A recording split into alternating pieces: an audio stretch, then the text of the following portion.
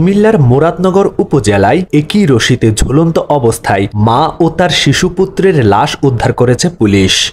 রাজবাড়ীর গোয়ালন্দ উপজেলায় প্রাণ বাঁচাতে যমুনা নদীতে ঝাঁপ দেওয়ার প্রায় ২০ ঘণ্টা পর প্রবাসী তরুণ আলামিন মণ্ডলের লাশ উদ্ধার করেছে পুলিশ। চট্টগ্রামের হাটহাজারীতে ডাকাতের গুলিতে এক যুবক গুলিবিদ্ধ হয়েছেন। তার নাম মোহাম্মদ শহীদুল ইসলাম। তিনি হাটহাজারীর মেখল এলাকার বাসিন্দা। মুন্সিগঞ্জের শ্রীনগরে ট্রাকের ধাক্কায় মোটরসাইকেল থেকে ছিটকে পড়ে এক যুবকের মৃত্যু হয়েছে। উপজেলার ঢাকা মাওয়া এক্সপ্রেসওয়েতে এই দুর্ঘটনা ঘটে। এতে আহত হয়েছেন মোটরসাইকেলের আরেক আরোহী।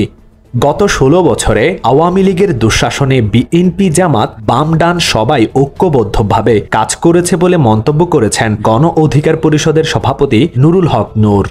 ক্ষমতাচ্যুত আওয়ামী লীগ সরকারের আমলে প্রশ্নবিদ্ধ নির্বাচনে পরাজিত প্রার্থীর আদালতে রায়ের মাধ্যমে পদে বসাকে সমর্থন করেন না স্থানীয় সরকার বলে মন্তব্য করলেন উপদেষ্টা আসিফ মাহমুদ সজীব ভুইয়া।